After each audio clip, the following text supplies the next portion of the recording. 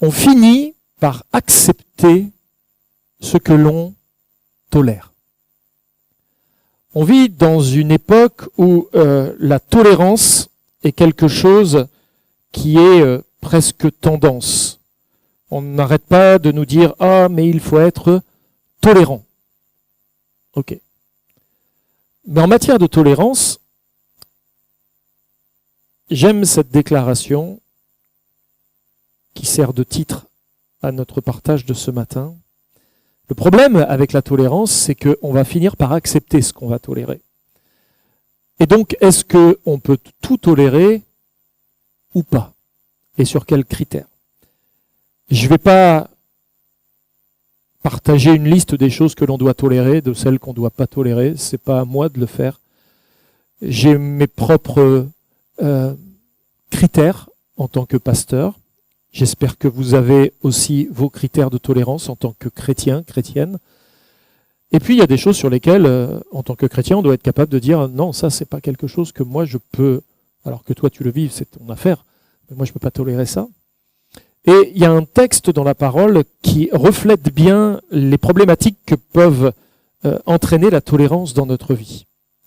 Et c'est dans l'Ancien Testament, dans le livre de Josué au chapitre 8, du verset 33 au verset 35, je vous en fais la lecture.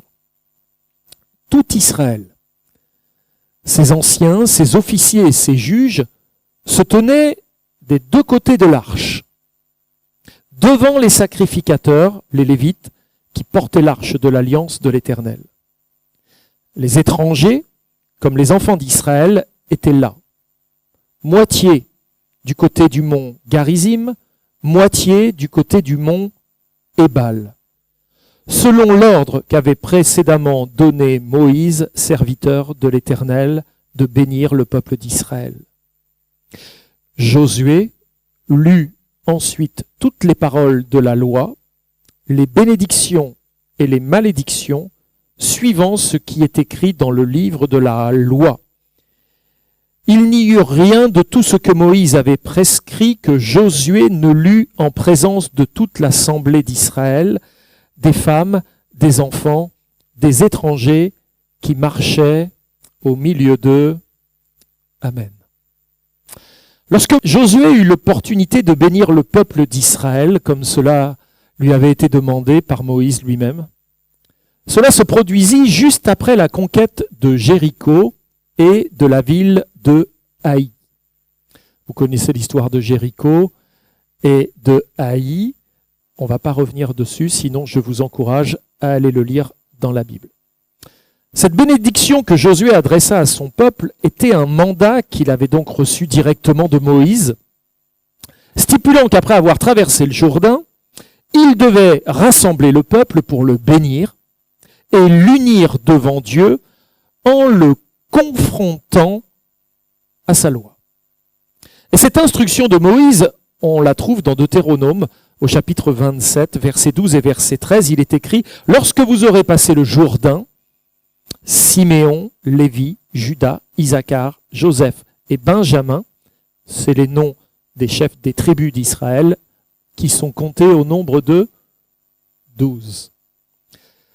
Cette partie, Siméon, Lévi, Juda, Isaacar, Joseph et Benjamin, donc la moitié, 6, se tiendront sur le mont Garizim pour bénir le peuple.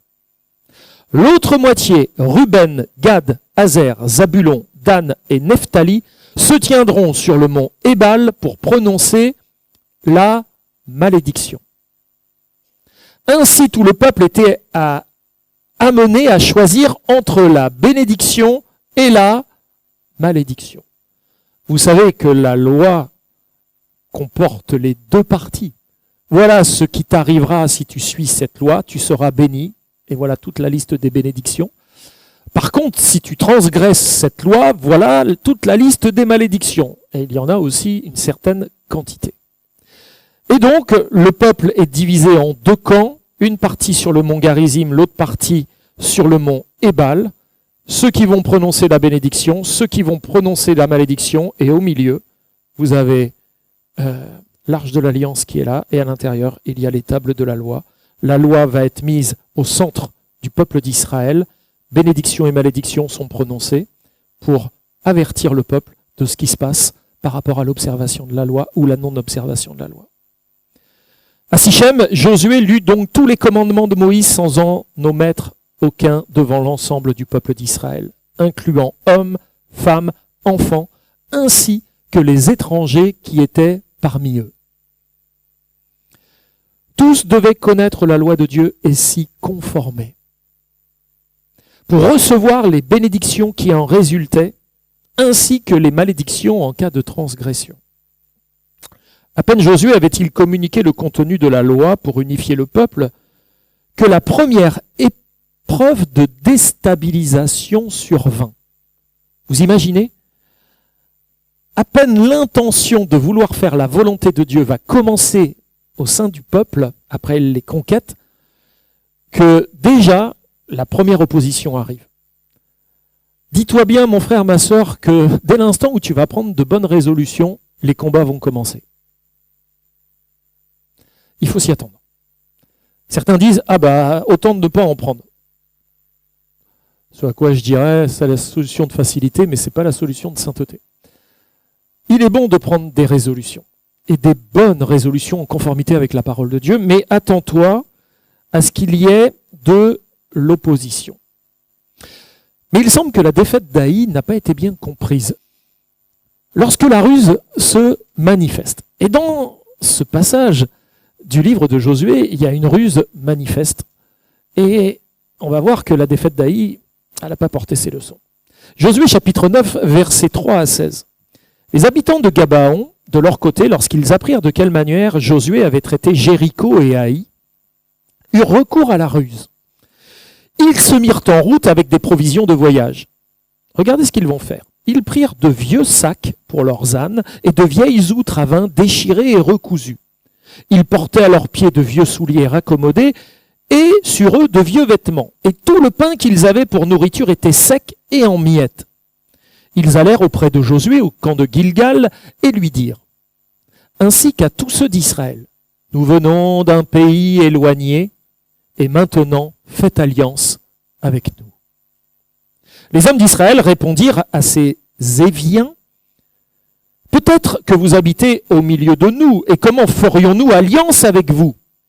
Ils dirent à Josué, nous sommes tes serviteurs. Et Josué leur dit, qui êtes-vous? D'où venez-vous? Ils répondirent, tes serviteurs viennent d'un pays très éloigné. Sur le renom de l'Éternel ton Dieu, car nous avons entendu parler de lui, de tout ce qu'il a fait en Égypte et de la manière dont il a traité les deux rois des Amoréens au-delà du Jourdain, Sihon, roi de Hesbon, et Og, roi de Basan, qui était à Ascaroth. Et nos anciens et tous les habitants de notre pays nous ont dit, prenez avec vous des provisions pour le voyage, allez au-devant d'eux et vous leur direz, nous sommes vos serviteurs. Et maintenant faites alliance avec nous. Voici notre pain. Il était encore chaud quand nous avons fait provision dans nos maisons, le jour où nous sommes partis pour venir vers vous. Et maintenant, il est sec et en miettes. Ces outres de vin que nous avons remplies, toutes neuves, les voilà déchirées. Nos vêtements et nos souliers se sont usés par l'excessive longueur de la marche. Les hommes d'Israël prirent de leurs provisions, et il est précisé, et ils ne consultèrent pas l'Éternel. Josué fit la paix avec eux, et conclut une alliance par laquelle il devait leur laisser la vie. Et les chefs de l'assemblée le leur jurèrent. 3 jours après la conclusion de cette alliance, les enfants d'Israël apprirent qu'ils étaient leurs voisins et qu'ils habitaient au milieu d'eux. Et donc, c'était des Cananéens qui les avaient usurpés, bernés. Dieu avait promis aux Israélites de combattre tous leurs ennemis et de leur donner le pays de Canaan en héritage. Cependant, les instructions de Dieu étaient claires. Israël devait détruire entièrement les Cananéens. Car leurs iniquités avaient atteint son paroxysme. Et donc, Israël n'est pas entré dans Canaan pour s'emparer d'un territoire, mais pour exercer le châtiment de Dieu, comme le mentionne le livre de la Genèse au chapitre 15 et au verset 16. À la 4e génération, ils reviendront ici, car l'iniquité des Amoréens n'est pas encore à son comble. On est du temps d'Abraham. À la 4e génération, ils vont revenir ici. Pour l'instant, les Amoréens, leur iniquité n'est pas au comble. Mais quand l'iniquité va être à son comble, mon peuple viendra, les Juifs, et il accomplira le châtiment que j'ai juré de mettre sur les Amoréens. Il était donc impératif de ne pas traiter d'alliance avec les Cananéens. Par conséquent, notre approche, à l'instar de celle de Josué, doit être de ne faire aucun compromis ni de s'engager dans des demi-mesures. Avez-vous fait des compromis dans votre vie, voire même des mauvais compromis? Généralement, quand on fait des mauvais compromis, quand on doit payer, c'est lourd. Nous devons rester évidemment vigilants, spirituels, déterminés avant d'entrer en pleine possession de notre Canaan, nous qui sommes chrétiens. Comme l'apôtre Paul l'indique, l'ennemi caché derrière ces ministres, les ministres de l'ennemi, observent avec satisfaction l'instauration de compromis parmi les enfants de Dieu, se montrant aimable pour dissimuler ses véritables intentions. L'adversaire a aussi des ministres. S'il y a des prophètes, il y a des faux prophètes. S'il y a des enseignants et des docteurs, il y a des faux docteurs. L'adversaire a aussi ses ministres qui peuvent se montrer très aimables. Regardez ce qu'il est dit dans la 2e de Paul aux Corinthiens, chapitre 11, versets 14 et 15. Satan lui-même, qu'est-ce qu'il fait? Il se déguise. Qu'ont fait les gens de Gabaon? Ils se sont déguisés. Ils se déguisent comment? En anges de lumière. Il n'est donc pas étrange que ces ministres, ceux qui le servent, aussi se déguisent en ministres de justice. Leur fin, dit Paul, sera selon leurs œuvres. Il est essentiel de mettre en pratique les enseignements de Jésus pour faire face aux ruses qui nous entourent. Ne soyons pas naïfs, il y en a et il y en a plein.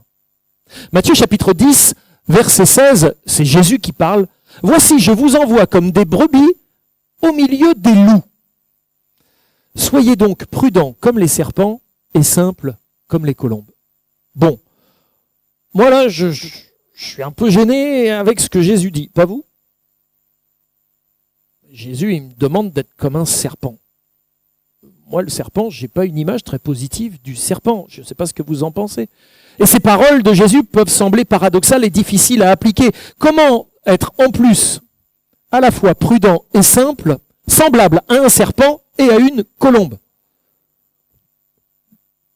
Déjà, le serpent, il me gêne un peu, mais après, associer prudence et simplicité, serpent et colombe, ce verset peut être mal interprété, car Jésus évoque à la fois la méfiance et la naïveté. Comment allier ces deux attitudes apparemment opposées, méfiance et naïveté? Si je suis naïf, je ne suis pas méfiant. Je vais me faire avoir. Jésus indique que les chrétiens, en tant que brebis pacifiques, parce que nous sommes des brebis, nous sommes des êtres, je l'espère, pacifiques, se trouvent au milieu de loups impitoyables et prêts à attaquer. Je vous envoie. C'est pas vous qui allez vous y retrouver par mégarde, c'est moi qui vous y envoie. Comme des brebis au milieu des loups. Et pour cela, il nous donne des attitudes à avoir. Il est donc nécessaire d'être prudent. Et le mot prudent en grec, c'est phronimos. C'est-à-dire être sage, intelligent en esprit, avoir une faculté de perception spirituelle. Le terme phronimos implique un renouvellement de l'intellect. Ça vous dit quelque chose? Renouveler dans notre intelligence? Une sagesse divine et du discernement spirituel. Et lorsqu'il évoque ce discernement, Jésus l'associe au serpent. Soyez phronimos comme le serpent. Symbolisant la perception aiguisée. Il ne fait pas référence à Satan lui-même en tant que serpent, mais à l'animal. En effet, ceux qui connaissent les serpents savent que les serpents possèdent une vision très développée. Et ils sont sensibles à des choses dont nous, on est un peu moins sensibles, mais ils sont sensibles à toutes les vibrations. C'est pour ça que quand vous marchez dans un champ ou quand vous allez en forêt, si vous ne voulez pas voir les serpents, il suffit de taper fort des pieds. Parce qu'ils vont sentir les vibrations et ils vont s'en aller. Ou vous avez un bâton et vous tapez. Ça va les faire partir. Donc à partir de là, les serpents sont très sensibles. Ils ont une très bonne vision. Ils sont sensibles aux vibrations et aux odeurs. Et voilà ce que le Seigneur veut nous faire comprendre. Soyez prudents comme les serpents. Les chrétiens doivent également afficher la simplicité des colombes, tout en cultivant la sagesse et l'intelligence spirituelle. Et le terme grec pour simple, c'est akéraios, désignant ceux qui sont purs et non mélangés, sans compromis avec le monde. Soyez akéraios, simples comme les colombes. Dieu protège ceux qui suivent sa volonté et maintiennent leur pureté. Les vertus de prudence et de simplicité peuvent apparaître contradictoires en soi. Mais Jésus souligne qu'il s'agit de vertus spirituelles que les chrétiens doivent développer harmonieusement dans leur vie. Prudence, simplicité. Simplicité ne veut pas dire naïveté. Dans la vie d'un chrétien, d'une chrétienne, intelligence et sagesse renouvelées par Dieu doivent se conjuguer avec pureté d'un cœur sans compromis. Tout cela doit aller ensemble. Alors la question qui se pose, c'est peut-on échapper au jugement de Dieu sans une véritable foi? Ce en quoi croyaient les Gabaonites, empreints de ruse. On va échapper au jugement de Dieu sans pour autant avoir la véritable foi qu'ont les Israélites. On va essayer d'amener ça sur nous, la bénédiction sur nous, sans s'engager à beaucoup plus. Malheureusement, des raisonnements trompeurs subsistent parfois dans des cœurs privés de la véritable foi et qui sont plus souvent dominés par la superstition qu'autre chose. Il en va ainsi, par exemple, pour ceux qui croient être protégés car leurs parents sont chrétiens. C'était un petit peu ce que pensaient les Gabaonites. On va faire une alliance, on va pas aller plus loin, mais on va prendre le côté bénédiction sur nous sans nécessité de s'engager beaucoup plus loin. Donc il en va ainsi pour ceux qui se croient être protégés car leurs parents sont chrétiens ou simplement parce qu'ils assistent aux rencontres de l'Église. Il suffit que je vienne à l'Église et puis ça suffit pour avoir le côté bénédiction et surtout pas le côté malédiction, être un peu gardé. C'est une forme d'assurance que l'on prend. C'est quand même une contrainte que l'on s'impose. Il faut se lever le dimanche matin. Quand tout le monde fait la grasse mat, nous on doit être là. Mais ça vaut peut-être le coup quand même d'y aller pour être gardé. Il en va également de ceux qui demandent des prières des croyants fidèles, pensant que leurs supplications seront exaucées, alors qu'ils ne souhaitent ni se repentir, ni mettre leur vie en conformité avec ce que veut Dieu. Les Gabaonites ont donc tenté d'échapper au jugement de Dieu en prenant une fausse identité. Combien de personnes adoptent encore de telles pratiques? À quoi servent de tels stratagèmes? Dieu est-il, lui, trompé quand on a une fausse identité?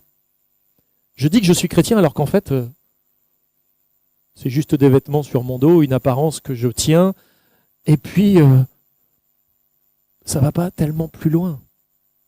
Il est essentiel de comprendre que la véritable nouvelle naissance va au-delà d'une simple adhésion intellectuelle à la foi chrétienne.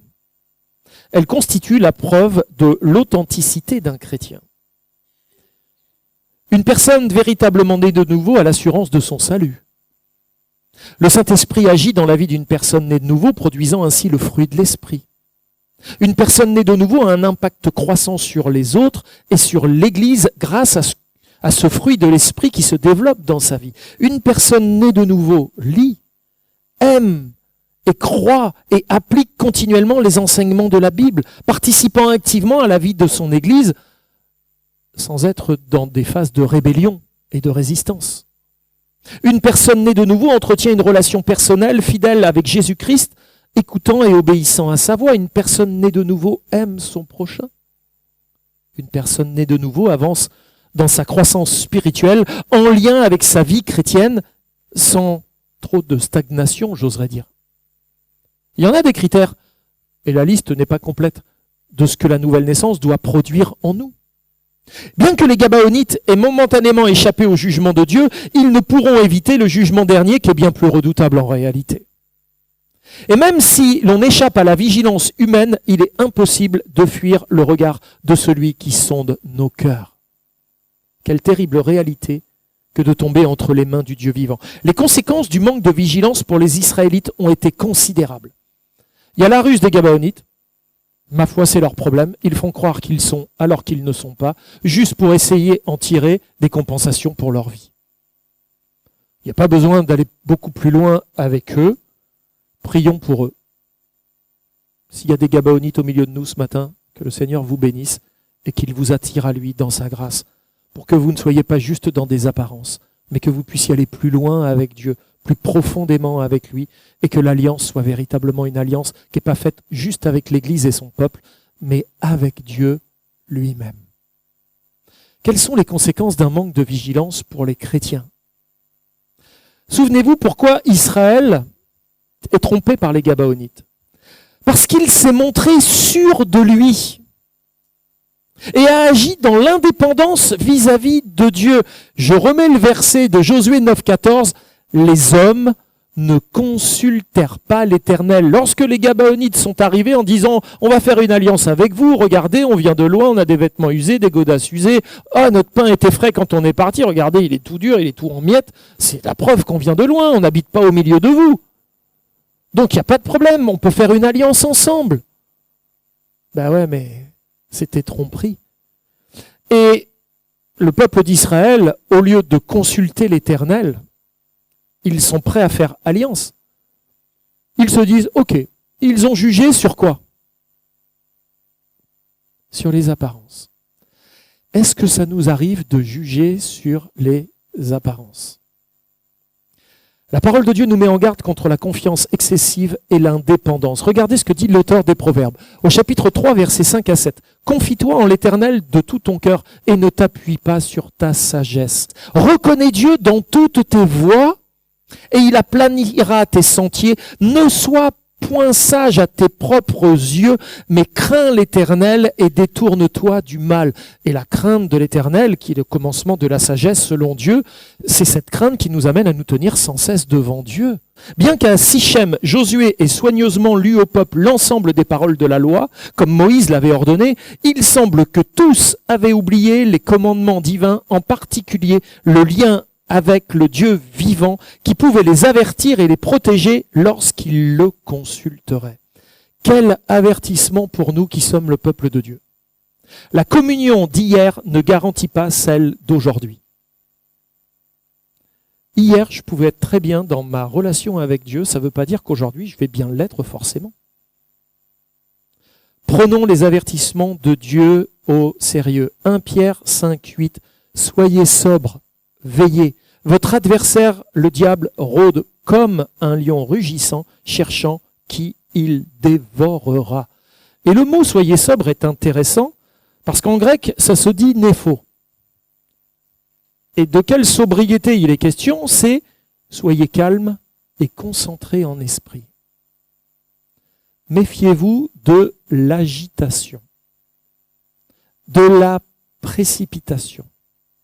Apprenez à vous asseoir, à vous tenir devant Dieu et à laisser Dieu vous parler, vous conduire et vous diriger dans toutes les directions que vous avez à prendre dans votre vie.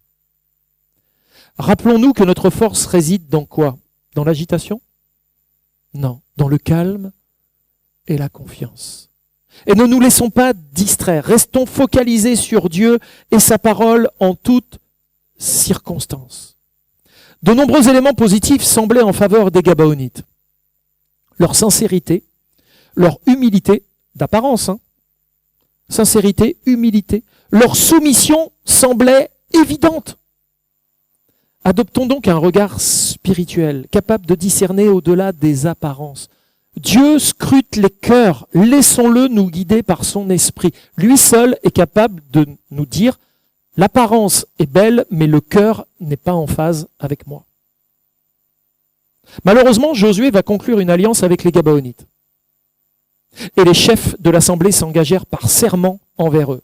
Josué 9,15, Josué fit la paix avec eux et conclut une alliance par laquelle il devait leur laisser la vie, et les chefs de l'assemblée le leur jurèrent. Le piège tendu aux Israélites avait parfaitement fonctionné, avec des conséquences lourdes pour le peuple de Dieu, bien que la responsabilité de Josué et du peuple diffère de celle des Gabaonites. Alors quelles furent les conséquences de la négligence des Israélites? La confusion et la consternation. Ça, c'est la première des choses. Si vous commencez à faire des alliances, pour ceux qui en ont déjà faites, avec des gens qui vous ont berné, la première des choses que vous allez vivre, c'est la confusion et la consternation. Quelle confusion lorsqu'ils découvrirent 3 jours plus tard la vérité. Ah bah je me suis bien fait avoir.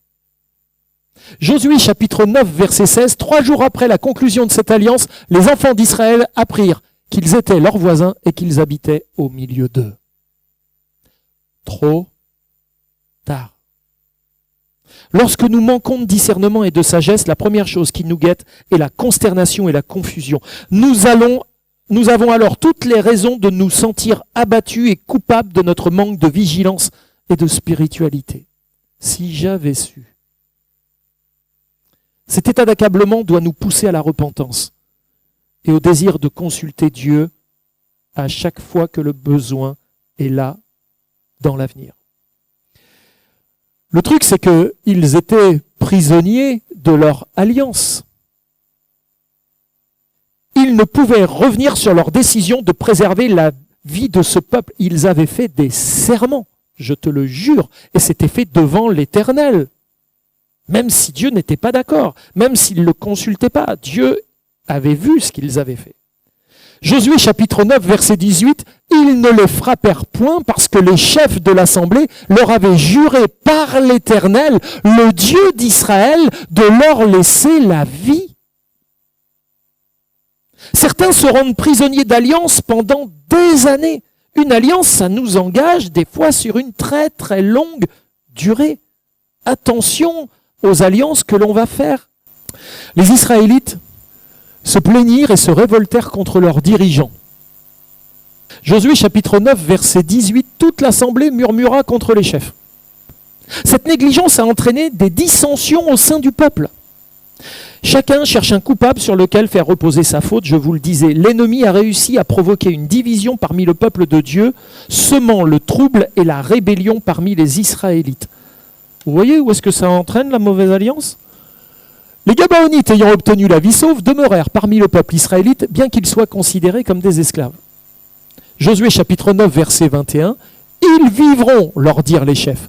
Mais ils furent employés à couper le bois et à puiser l'eau pour toute l'assemblée comme les chefs le leur avaient dit. » Lorsque le peuple de Dieu ne reste pas vigilant, le monde et son prince, Satan, parviennent à créer des divisions au sein du peuple. Bien que la position donc des Gabaonites paraisse insignifiante, leur présence induit un levain au milieu d'eux qui va agir de manière insidieuse, subrepticement, dans les cœurs du peuple de Dieu. Et cette situation regrettable a entraîné des répercussions ultérieures dans l'histoire d'Israël. Invariablement, ce qu'un homme sème, il le moissonne. Et donc, les rois cananéens prirent connaissance de l'événement. 5 d'entre eux déclarèrent la guerre aux Gabaonites pour les punir de leur trahison. Ils souhaitaient non seulement sanctionner leurs anciens alliés, mais aussi défier Josué de manière à lui infliger une défaite qui lui soit fatale. La négligence des Israélites les entraîna dans des conflits qui, à la base, ne leur appartenaient pas. Ce n'était pas leur conflit, ce n'était pas leur problème en soi. Plutôt que de rester en paix à Gilgal, ils furent contraints de défendre les Gabaonites et de combattre les rois de Jérusalem, d'Hébron, de Jarmuth, de Lachish et d'Églon. On pourrait en tirer une conclusion. Ce récit présente un avertissement clair contre l'engagement léger dans des situations dont il pourrait être difficile de se libérer, ainsi que contre la tolérance des compromis. La fidélité à Dieu exige un respect scrupuleux de l'ensemble des engagements pris, ce qui constitue notre premier témoignage envers le monde. Il est essentiel de ne pas prendre de décision indépendamment de la sagesse divinement enseignée.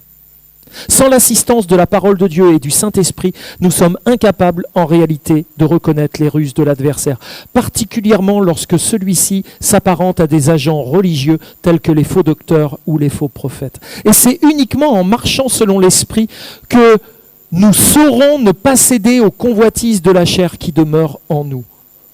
Galates chapitre 5, versets 16 à 21. « Marchez selon l'Esprit et vous n'accomplirez pas les désirs de la chair, dit Paul. Car la chair a des désirs contraires à ceux de l'esprit et l'esprit en a de contraires à ceux de la chair. Ils sont opposés entre eux afin que vous ne fassiez point ce que vous voudriez. » Dieu a fait en sorte qu'à l'intérieur de nous, il y ait une vraie tension qui existe entre la chair et l'esprit pour nous empêcher de faire ce qu'on a envie de faire. Si vous êtes conduit par l'esprit, vous n'êtes point sous la loi. Or, les œuvres de la chair sont manifestes, ce sont l'impudicité. Si je vous fais la traduction, c'est des rapports sexuels en dehors du mariage. L'impureté, la luxure, la dissolution, la débauche, l'idolâtrie, le culte à des faux dieux, la magie, les drogues et la sorcellerie, les inimitiés, les querelles, les jalousies, il n'y a pas besoin de traduire, les animosités, les disputes, les divisions, les sectes, l'envie, l'ivrognerie, les excès de table et les choses semblables. Je vous dis d'avance, comme je l'ai déjà dit, ceux qui commettent de telles choses n'hériteront point le royaume de Dieu. On ne peut pas quand même rigoler avec ça, quoi. On ne peut pas prendre ça à la légère. On doit faire attention à ce genre de choses. On ne peut pas s'allier avec quelqu'un qui vivrait dans l'impureté, dans la dissolution, dans l'idolâtrie, dans l'impudicité, dans la sorcellerie, dans la magie. Ça vous semble logique peut-être pour certaines choses, mais peut-être pas pour d'autres. La chair est faible, on le sait.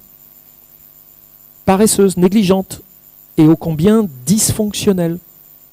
Revêtons donc en tout cas l'homme, la femme, l'homme nouveau, la femme nouvelle, créée à l'image de Dieu, parce qu'il doit incarner en justice et en sainteté ce que Dieu attend de lui ou d'elle, produit par la vérité et renouvelé dans la connaissance. Penchons-nous sur le Seigneur Jésus-Christ et évitons de céder à la chair pour satisfaire ses désirs et vivre dans les compromis. Nous avons un besoin urgent de voir notre intelligence et notre sagesse renouvelées. Et je pense que plus les temps avancent et plus on va avoir besoin d'un discernement encore plus affûté. Nous avons besoin que l'Esprit de Dieu nous accorde un discernement spirituel pour contrer toutes les manœuvres de l'ennemi et nous guider dans la vérité. Il est impératif de rester pur, sans mélange, entre lumière et ténèbres, afin que Dieu nous protège et nous accorde ses bénédictions. Un auteur que j'aime beaucoup, c'est Kevin De Jong.